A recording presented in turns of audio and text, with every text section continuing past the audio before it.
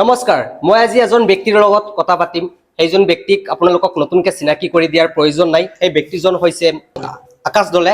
আকাশ দলে বিভিন্ন সময়ত চৰকাৰৰ বিৰুদ্ধে সৰব হৈ থাকে আৰু চৰকাৰৰ য'ত ভুল থাকে মন খুলি নিজা যি ৰায় এই ৰায় প্ৰদান কৰে। সেয়া আপোনালোকে সামাজিক মাধ্যমৰ জৰিয়তে চাই থাকে।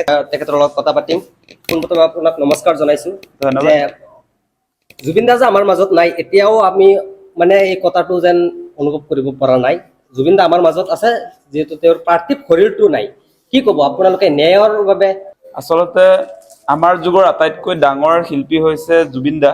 গতিকে জুবিন দা নাই বুলি ক'বলৈ আমাৰ টান হয়। আচলতে তেওঁ ইতিমধ্যে 50টা দিনেই হৈছে তেখেত আমাৰ মাজৰ পৰা গুচি গৈছে আৰু তেওঁ হত্যাৰ বলি হৈছে। ইতিমধ্যে আপোনালোকে গম পাইছে যে ছিংগাপুৰত অনুষ্ঠিত হোৱা নৰ্থ ইষ্ট ইণ্ডিয়া ফেষ্টিভেলত অংশগ্ৰহণ কৰিবলৈ যাওঁতে তাতে তেখেতক আচলতে য়ট পাৰ্টি কৰিবলৈ একাংশ মানুহে তন্ময় ফুকনৰ নেতৃত্বত যি য়ট পাৰ্টি অৰ্গেনাইজ হৈছিলে আৰু তাতে হত্যাৰ বলি হ'ল আমাৰ মৰমৰ জুবিন দা। আৰু আপোনালোকে এটা কথা নিশ্চয় জানে যে জুবিন দাক আচলতে ছিংগাপুৰলৈ লৈ গৈছিলে ভাৰত চৰকাৰৰ বিদেশ মন্ত্ৰণালয়ে।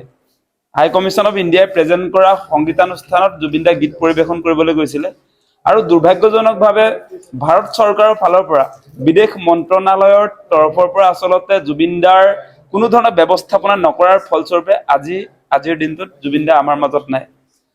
আপোনালোকে নিশ্চয় লক্ষ্য কৰিছে বৰ্তমান সময়ত জুবিন দাৰ এই হত্যাৰ ঘটনাটোক লৈ মুখ্যমন্ত্ৰীয়ে SITক তদন্তৰ দায়িত্ব দিছে, কিন্তু এই তদন্তকাৰী সংস্থা SITয়ে হত্যাকাৰী যিবিলাক অনুষ্ঠান তেওঁলোকক ঢুকি পোৱা নাই। আজি ভাৰত চৰকাৰৰ বিদেশ মন্ত্ৰণালয়ক তদন্তৰ আওতালৈ অনা হোৱা নাই। আজি আপোনালোকে দেখিছে যে ছিংগাপুৰত থকা আছাম এছ'চিয়েশ্যনৰ বিষয়ববীয়া তেওঁলোকক তদন্তৰ নামত কেৱল এদিন আচলতে ষ্টেটমেণ্ট লৈ এৰি দিয়া হ'ল।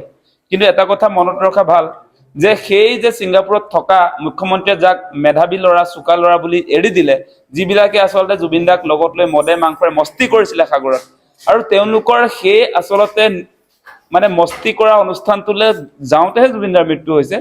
গতিকে হত্যাকাৰী তেওঁলোকো হ'ব লাগিব। কেৱল সিদ্ধাৰ্থ শৰ্মা বা শ্যামকানু মহন্তই নহয়, প্ৰথমতে দুখী আমি ভাবো যে ভাৰত চৰকাৰৰ বিদেশ মন্ত্ৰণালয়, পবিত্ৰ মাৰ্ঘেৰিটা তেওঁ নিজে বিদেশ ৰাজ্যমন্ত্ৰী। এতিয়া বিজেপিয়ে তেওঁলোকৰ ভুল ঢাকিবৰ কাৰণে ৰাজপথলৈ আহিলে নহ'ব নহয়। তেওঁলোকে আহিছে এতিয়া নিজকে মই জুবিন অনুৰাগী, আমি জুবিন অনুৰাগী বুলি কৈ ৰাজপথলৈ আহিছে। প্ৰথমতে তোমালোকে আমাৰ মৰমৰ শিল্পী, আমাৰ অসমবাসীৰ আচলতে জাতীয় সম্পদ, অসমীয়াৰ হিয়াৰ আমঠু জুবিন দাক তোমালোকে প্ৰথমতে হত্যা কৰিবা ছিংগাপুৰলৈ লৈ গৈ, তাৰ পাছত এতিয়া নাটক কৰিলে কোনোবাই বিশ্বাস কৰিব নেকি? আজি জুবিন দা আমাৰ মাজত নাই বিজেপি চৰকাৰৰ কাৰণে নাই, সেই কথাটো সকলো ৰাইজে অনুধাৱন কৰা প্ৰয়োজন। আপোনালোকে জানে শ্যামকানু মহন্ত বেলেগ মানুহ নহয়। শ্যামকানু মহন্ত হিমন্ত বিশ্ব শৰ্মাৰ ভায়েক হয়, আমি সেই কথা জানো। আজি মুখ্যমন্ত্ৰী যে বিজেপিৰ পৰা হৈ আছে, এই বিজেপিত জইন কৰাৰ দিনটোৰ পৰা আমি দেখিছো যে গোটেই কথা বতৰাবিলাক শ্যামকানু মহন্তহঁতৰ পৰিয়ালৰ মাজতে আলোচনা হৈছিলে তেওঁ কোনটো পাৰ্টিত আচলতে জইন কৰিব। কংগ্ৰেছৰ পৰা যেতিয়া তেওঁ আচলতে ওলাই আহিছিলে সেই কথা বতৰাবিলাক আমি দেখিছো। আৰু বিজেপি শাসনৰ এই 10 বছৰ এই নৰ্থ ইষ্ট ইণ্ডিয়া ফেষ্টিভেল যে শ্যামকানু মহন্তৰ উদ্যোগত যে পাতি থকা হয়, তাত চৰকাৰে পৃষ্ঠপোষকতা কৰে, ভাৰত চৰকাৰে পৃষ্ঠপোষকতা কৰে, তাত অসম চৰকাৰে কৰে। গতিকে ডেফিনেটলি এই নৰ্থ ইষ্ট ইণ্ডিয়া ফেষ্টিভেলৰ লগত চৰকাৰ জড়িত হৈ আছে। আৰু আপোনালোকে এটা কথা মনত ৰাখিব যে নৰ্থ ইষ্ট ইণ্ডিয়া ফেষ্টিভেলৰ যিটো সংগীতানুষ্ঠান মই ইতিমধ্যে কৈছো ভাৰত চৰকাৰৰ আচলতে হাই কমিশ্যন অফ ইণ্ডিয়াই কৰিছিলে, সেইটো কিন্তু পোষ্টাৰবিলাকত গোটেই কথা বতৰাবিলাক আছে। পোষ্টাৰ লিখা হৈছে তাত যে অশোক স্তম্ভটো আছে। গতিকে এই যিটো অনুষ্ঠান হাই কমিশ্যন অফ ইণ্ডিয়াক তদন্তৰ আওতালৈ অনাই নাই।